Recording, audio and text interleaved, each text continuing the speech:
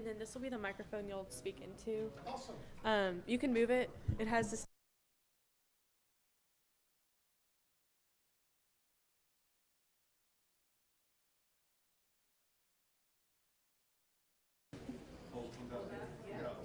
None of this down here.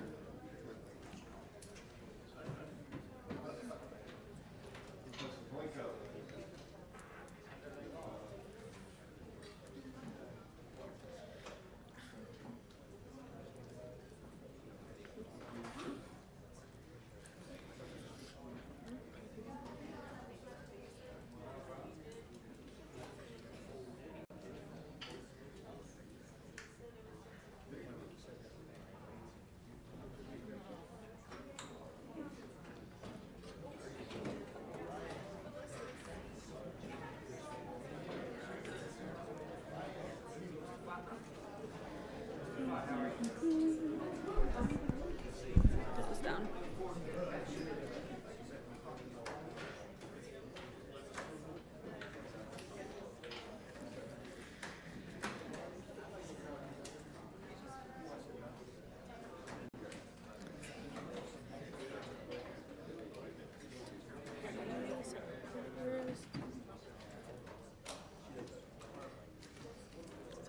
Awesome. Good morning. We are excited to have veterans and members of our armed forces with us today as we learn about Veterans Day and the story of each of our guests. We thank them for their service to our country, a service that allows us to enjoy freedoms that we enjoy today. I ask that you give each member your full attention. We will have time for questions after the presentation. Please help me by welcoming Mr. Mike Fotenopulos, Air Force, to Har-Ber. Hello. Thank you.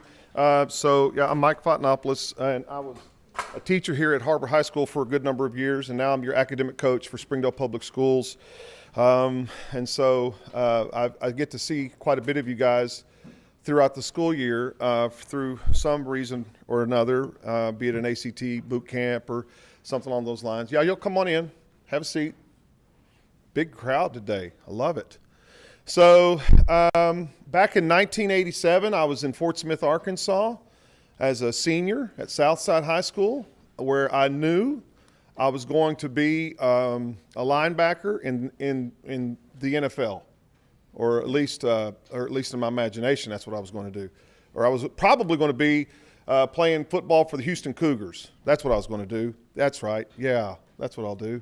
And so that's where I was. And then one of my first little lessons I'd like to share with you, a friend of mine came along, and his dad was a OBGYN there in Fort Smith, and he pulled me aside, and we got to chatting a couple of times throughout our life, and he was saying, Mike, have you gotten any football offers? And I said, I did, and I had, and they weren't the best, some partial scholarships and things of that nature, and he said, now, is college debt something you're willing to take on? And I was like, I don't like that idea, and I certainly didn't. I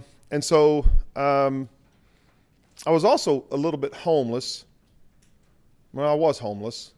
My mom, after my dad had passed away when I was 5, had remarried, and she married an absolute train wreck of a dude, and living with him was a little bit difficult from a physical violence perspective, and so I elected my senior year not to live in that home. And so with that said, I was a little bit homeless. Reality kind of hit me in the face as far as what was going to happen financially once I got to college, wherever that was going to be. And so he came up to me and he said, I think you probably need to join the military. He goes, I really think you need to just kind of get away and go find out who you are. And then he went ahead and suggested the Air Force. And so that's what I did. I joined the Air Force. I had no idea what the Air Force was. I really didn't know what they did other than the title, Air Force. They're probably in the air. I didn't know what a captain was, from a sergeant, from a master sergeant to an airman to a major. I didn't know there was such thing as Air Force bases, any of that stuff. But what I did do is I took his advice. And if there's a little piece of something I can give anybody in here, is that there are somebody right now in your world, I promise you, that loves you and that thinks of you and thinks highly of you and he's probably or she's probably a little older than you are. Maybe it's your parents, maybe it's somebody here at the school, maybe it's somebody you work with, and maybe they've given you a piece of advice. Like a lot of people, you take that piece of advice and you move on.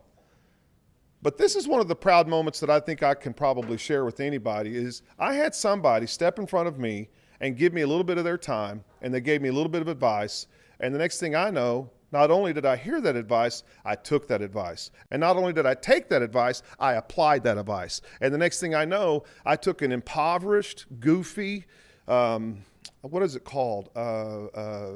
Homeless, fantasy world existence, and I went a different direction. And I broke that cycle of abuse. And I did it by joining the Air Force. And immediately, I'm in San Antonio. Immediately, I'm down there I'm getting into this thing called boot camp. And then I get out of boot camp and I become a law enforcement specialist. And then I'm working with Marines. The Marines don't have a law enforcement academy, you see. The Marines use the United States Air Force's law enforcement academy. And so now I'm training with Marines. We're waking up every morning at dark 30, and we're out here and we're running, doing cadence and all this stuff, doing 6 miles, 7 miles, 8 miles. I'm like, this is wild. This is so cool. Do you want to be a dog handler? No, not really. I don't think, maybe, yes. Do you want to go to Greece? Do you want to go to England? And so I met a friend. He's going to England. I'm going to England. Next thing I know, we're getting stationed in England together. So then we're living about 45 miles west of London. It's in the heart and the height of this thing called the Cold War. We got 81 ground-launched cruise missiles pointed at South China. And at any given time, if our general that's on that Air Force base was to go a little bit, he could go over there, and South China's missing the next day. Holy moly. That's where we're at.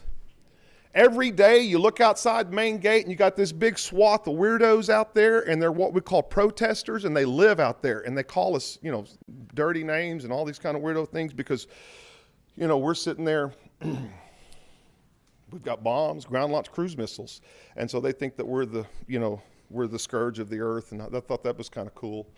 I become an armorer. That is to say, I handed out weapons, and I took weapons at the beginning and end of every Air Force law enforcement shift on our base. I, who had barely shot a cap gun back when I was a kid, I'm sitting there now, I am touching, cleaning, shooting every small arm weapon that you can possibly imagine the United States Air Force possessed, from a 50 cal down to a 38 special. And was proficient and excellent marksman on 3 of them, which was way cool. I then began to start to drive. I'm driving people to and from we had a sister base called Welford, which is, again, this is the stupidest thing in the world, but we had an Air Force base about another 30 miles west of where we were at Greenham Common. This other Air Force base had nothing but bombs on it. Now, when I say bombs, I mean bombs that are the size of like a Suburban, okay? They just don't have a detonator on the tip of them. And then they would stack them up.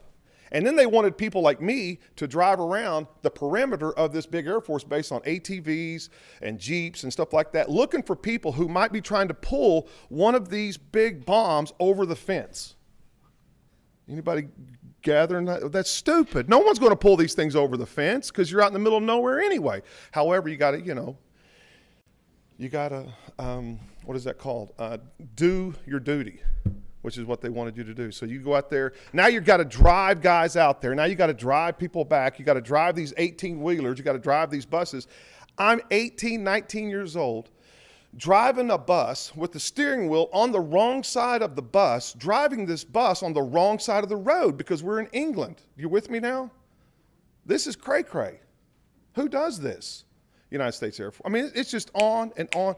I got to go from England, not pay attention, to France. Before you go into France, we went into Belgium, France,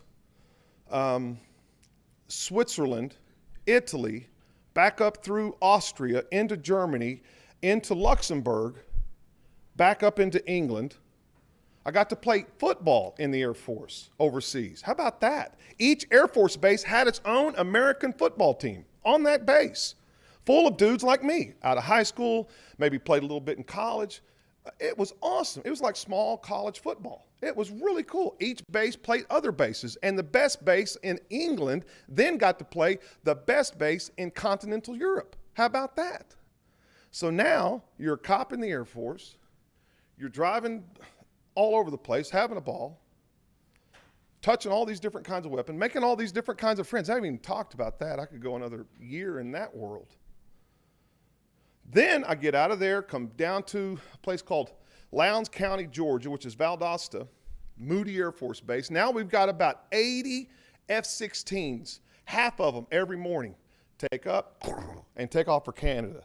Take a look at Canada, come right back. And you're just like, man, this place is awesome. I'm hanging out there for a split second, and all of a sudden we need some volunteers to go to Panama. Let's go to Panama. That'll be fun. Thinking lobster, might find a lady friend to chat with, things of this nature. Get down there. As we land, they're shooting at us. I'm like, this is not sexy. Why would people shoot at me? I know who I am. I'm a sweet fella.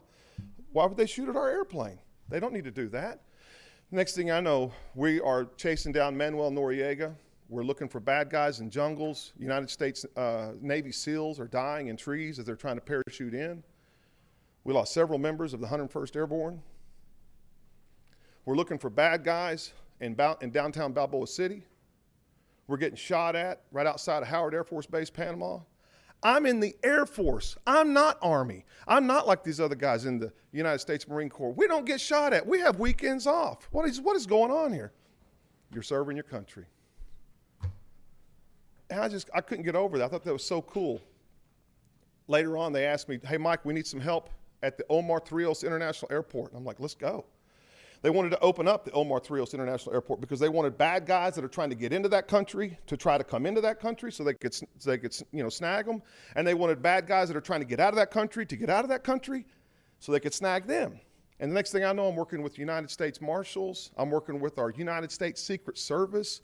I'm talking really cool bad guy stuff. People wearing beards, trying to fake beards, James Bond stuff, trying to board a plane. And now I'm with really bad guys in a room pointing guns at them. This is stupid. Who does this? 3 years in the Air Force, and I'm out, going to college, University of Arkansas, sitting there in freshman English class. I got some knuckle nut sitting next to me who's 17 years old, got a booger. Hey, man, you live off campus? And I'm looking at this goober, and I'm reflecting on what I've been going through for the last 3 years. And I'm like, man, my parents don't even, remember when I don't have parents, they don't even know where I'm at.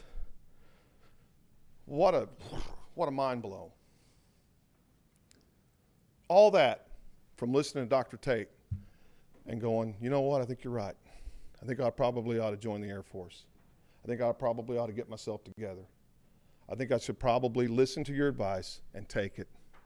Somebody worth a darn got in front of me, slowed me down, and whispered in my ear and said, here's what I think you ought to do.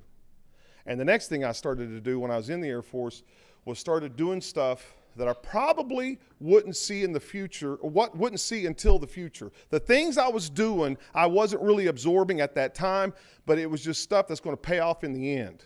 GI Bill stuff. Here comes these checks that I was getting in the Air Force when I was at the University of Arkansas that would help me go to college. I got home and my grandmother's sitting there later on in Van Buren. She goes, Mike, I got these checks. Do you want these? And I'm like, what are you talking about? Sure enough, I had signed up for something during my haze of boot camp to have $100 taken out of my checking account every month so that they could then turn that into a United States savings bond. I had over $6,000 sitting in savings bonds with my grandmother at my grandmother's house. I was like, well, yeah. Again, who would have... Are you kidding me? So what I'm driving at is, I think that's something else that we could probably do, is just keep active, get involved. If you think that you're the first generation to walk around with your face stuck in your phone, ignoring the rest of the world, you're cray-cray. We did it too. We had many kids that sit there, put their headphones in, and but I'm telling you, those people that get plugged in, that engage, stay engaged, and just, kind of have fun. Gosh, it's such a reward. I can't say that enough. And that's one of the things that the Air Force taught me is just stay involved, stay engaged, don't disengage. Volunteer, get involved with other people around you, and these rewards are going to come to you like you would not believe, whether it be financial, whether it be spiritual, or whatever. And to operate differently is to operate without faith. If all you do is something that just you can kind of get now, I don't know about that. How about working today for something that might happen later on, like a farmer's mentality? You know, when that farmer plants that seed at the very beginning of spring, he's got to wait a while for that crop to come up. It takes faith.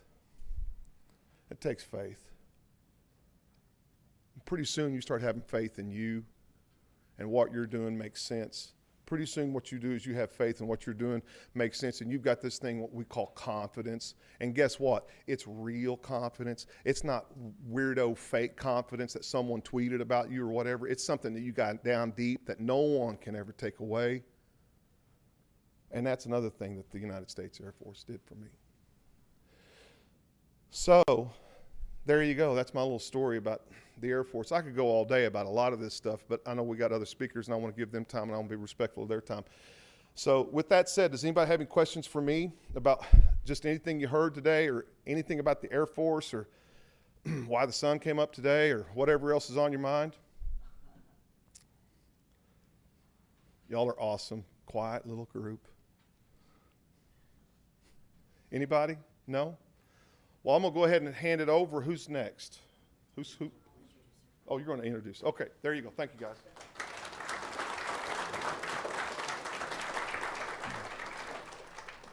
Please help me welcome SPC 4 Kelly Robbins Army to Har-Ber High School.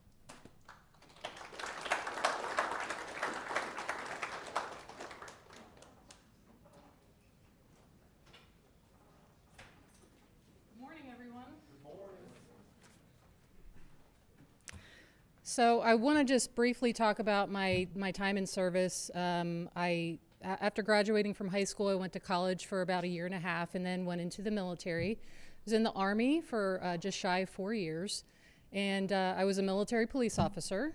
So my job duties were to drive around in a patrol car and pull people over, respond to calls, but I was given other opportunities in addition to that. So my first duty station was in Atlanta, Georgia, where I was able to serve on an honor guard and a color guard. I was one of the first women to be honored with that role. I was also in a bike patrol unit, which again was the first female in our unit to be able to do that. Stemming from that was in 1996, and we had the Olympics in Atlanta, Georgia. And so I was given an opportunity to perform in the closing ceremonies of the Olympics. And I wouldn't have had that opportunity had I not been in the service and not been in that bike patrol unit. So after Atlanta, I went to Germany. I was in Stuttgart. And I did primarily the same things. So running patrol, I worked at our military police office, and basically just doing the same things. Really thankful that I had an opportunity to travel so I can see the world a little bit. Did some traveling while I was there, and it was just really beautiful in Germany. The reason that I got out of the service was because I started a family. So I was newly married, living in Germany. My husband had already gotten out of the service, so he was back in the States. And I just decided, it's going to be really tough to be newly married, pregnant, getting ready to have my first child. My husband's in the States and I'm in another country. So I decided to get out just a little bit early. I'm really thankful for the time that I had in. It taught me a lot. Growing up, I was extremely shy. I would have never thought in a million years that I'd be talking to a group of individuals like yourself in this setting. Never. I would say that I was pretty awkward in school. So it gave me a path to raise my confidence. It lends well to what I'm doing today. I work in banking, and I go out in the community and I talk with people and get to know them and find ways that our bank can help them. So it gave me that sense of service. My dad was in the military. He was in the Army. I had two uncles that served in the Air Force. Both of my grandfathers served in World War II in the Army. And now my son also serves in the Army. He's active duty right now. So just a long history of service in my family. And I want to speak on that because when someone goes into the military, they are dedicating their life to service. But that does not mean that you can't live a life of service if you're in the military or not. So I'm going to pick on a couple of you. Does anybody have any intention of joining the military at all? Great. Two over here. Anyone else? Okay. So I would say, what do we have, about 100, maybe 100 people in here? Two of them going into the service possibly. Does that mean that you can serve in other ways in the community? I'm going to pick on you. Yes. Can you do other things living a life of service without going into the military? Yeah, give me an example. Great, yeah. So in Northwest Arkansas, there are just hundreds of nonprofits that you can participate in, different events that you can be involved with, things that you can do in your school, standing up for people who maybe don't have the courage to speak up for themselves. So living a life of service does not necessarily mean that you have to go into the military.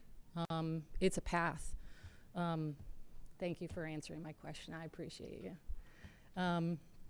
Does anyone have any questions about military life? Anything that maybe I haven't touched on? Anyone?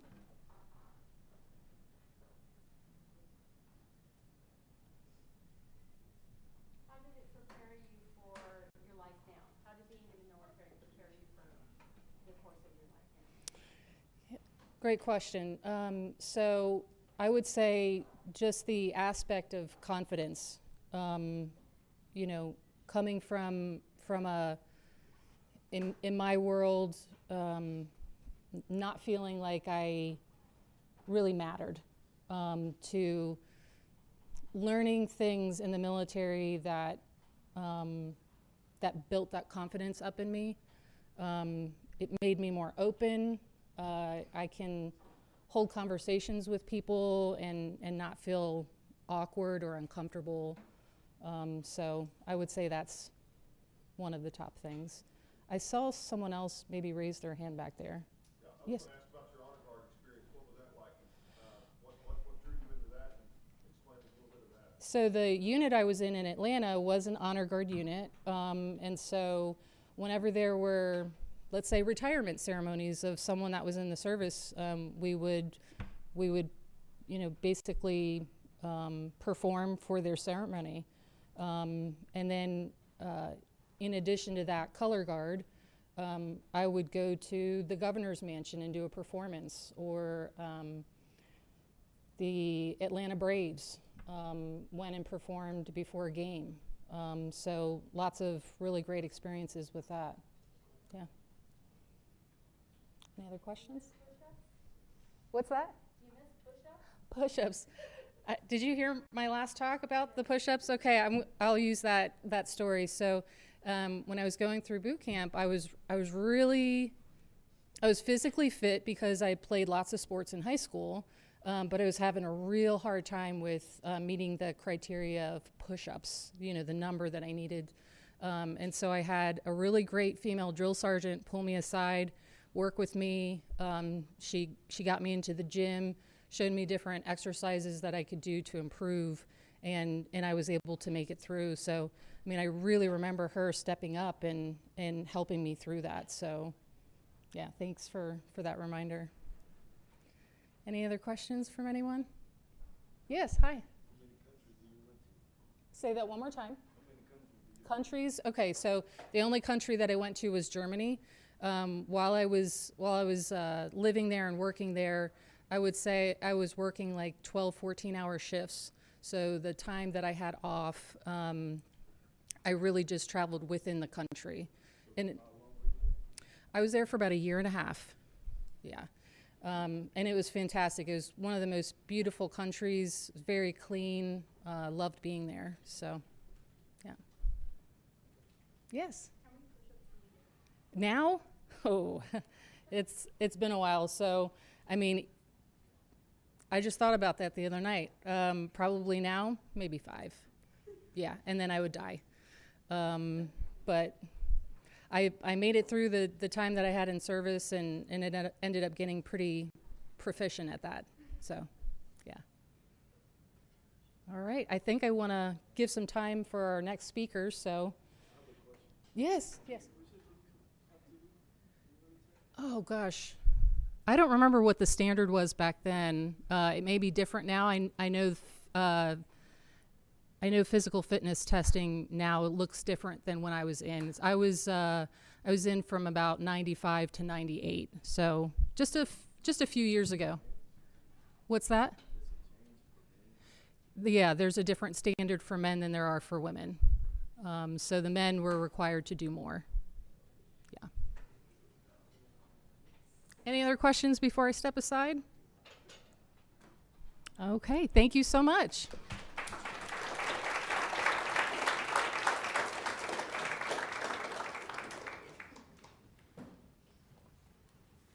Let's give a warm welcome to Sergeant Albert Willie with USMC.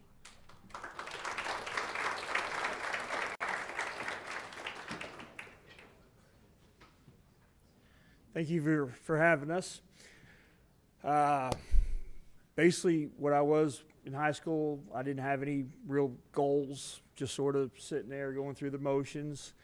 College was probably not my future.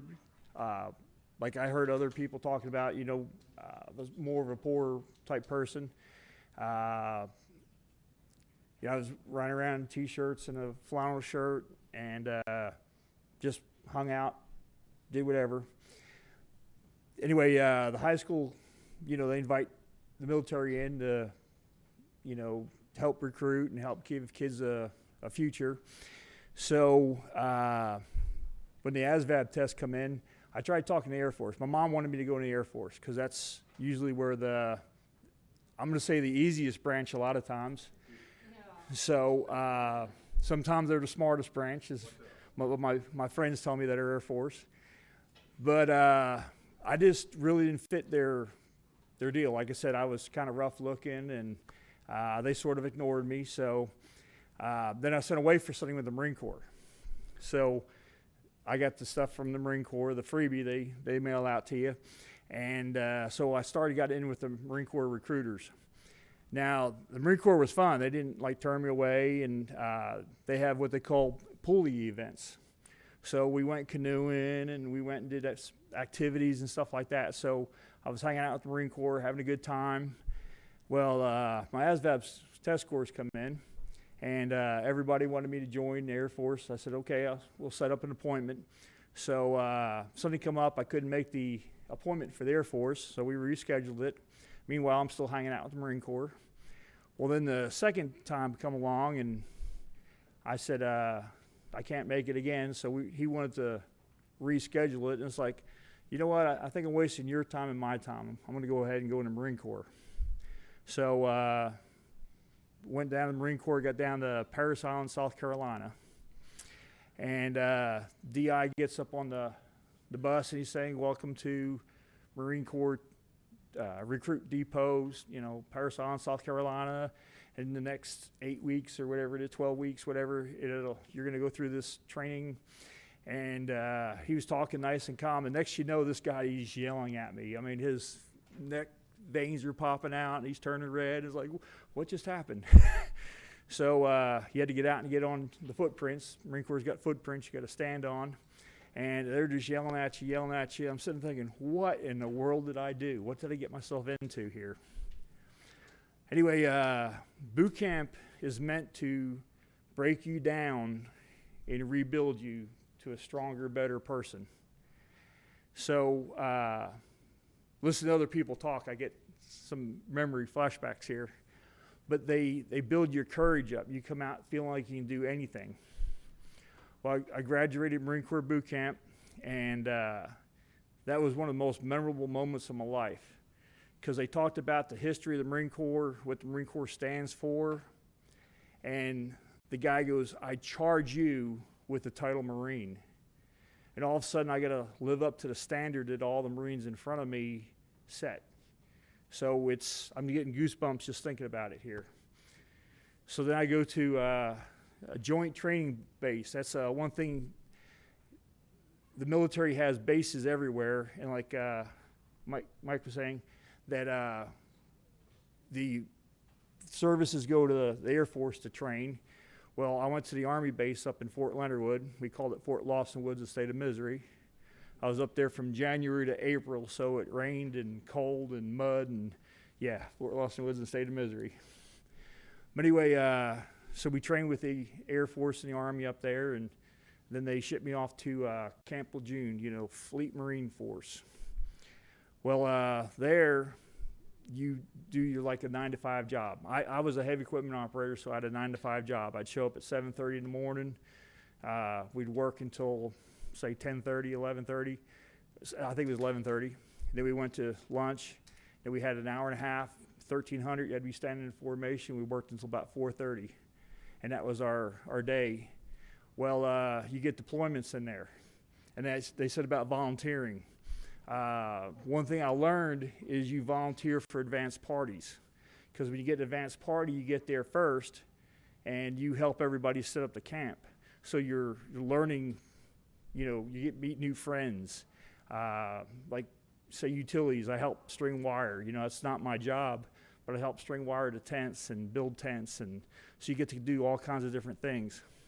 Well, then when the main body gets there, well, you already have connections. Everybody else is lost, and you know everything about the base. And if you need something, you know who to go to. So volunteering is a good thing a lot of times. The different things you get to do. I was halfway decent at bowling. So the Marine Corps, actually, I was on the 2nd Marine Division bowling team. So they actually brought me in out of the field.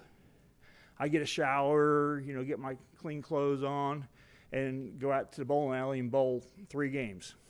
Okay? So then I get back to my unit. I go out there, and it's like, ooh, everybody stinks. No one's had a shower for a week, and, I'm nice and fresh. So it's got its advantages.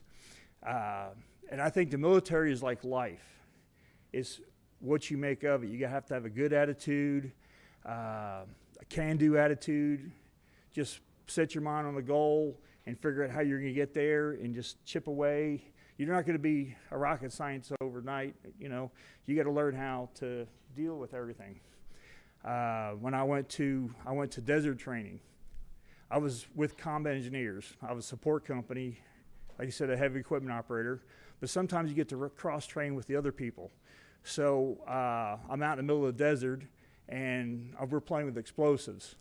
And that's fun, making big holes in the earth. And we had this new thing. The military gets to test things. Anyway, we had minefields a long time ago. I don't know if they still have minefields or not now. But we had a rocket with a string of C4 on it, and we would shoot it out over the minefield and then blow it up. It would make like a 3-meter path through there. So now you can get through the minefield and not worry about blowing up. Well, we decided, let's see, can we set one of these off out of a dump truck? So we shot it off out of the dump truck, and we blew the windshield out of the dump truck. So, you get some fun times.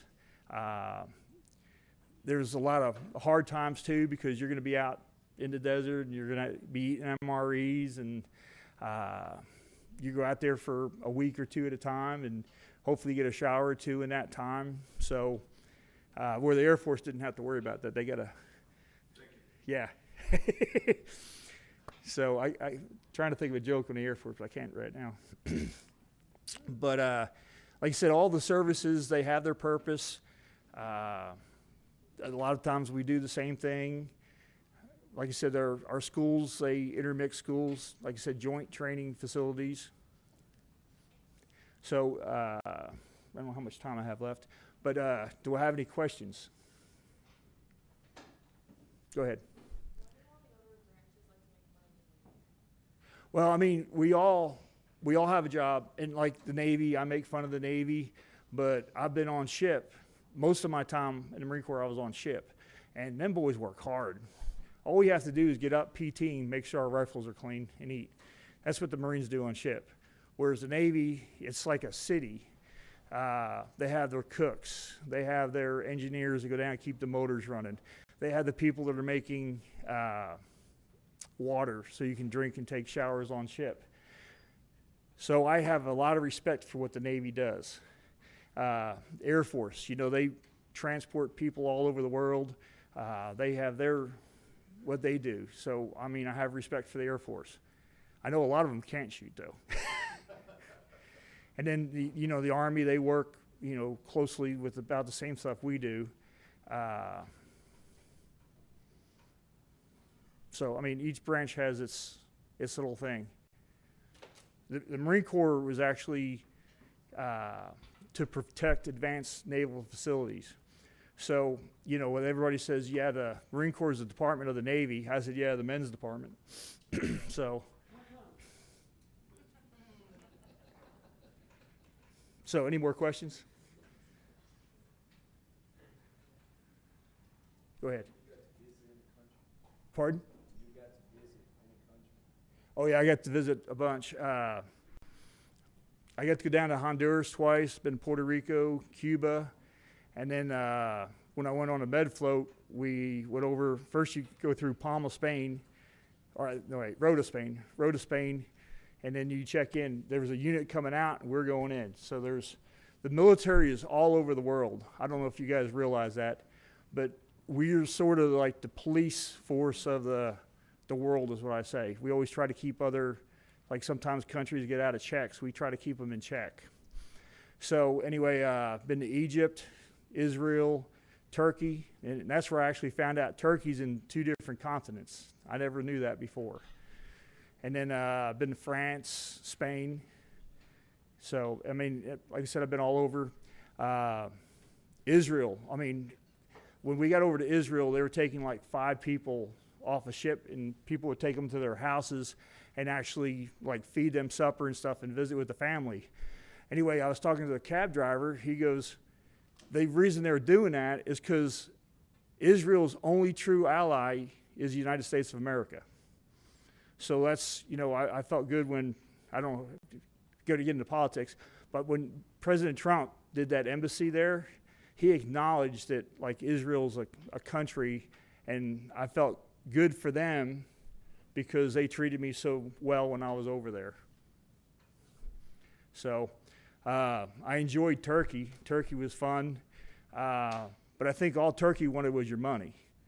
So they took good care of Americans, and we bought some good food and bought clothes and everything else over there. So any other questions? Okay. So anyway, like I said, just look at a future, look at a goal, make a goal, and just figure out how to get there. Whether it's college, just go in there and study hard. And that's another thing. I didn't really study hard while I was in school. And you think, what are you going to use math for? What are you going to use this for? But those are life skills. I mean, the people before us decided, this is what's going to be important in schools, and this is what we need to teach. And that is, you sometimes use that stuff out in the real world. So until you know exactly what track you're doing, just go ahead and study as hard as you can in school and go from there. Because that's a good base, a good place to start.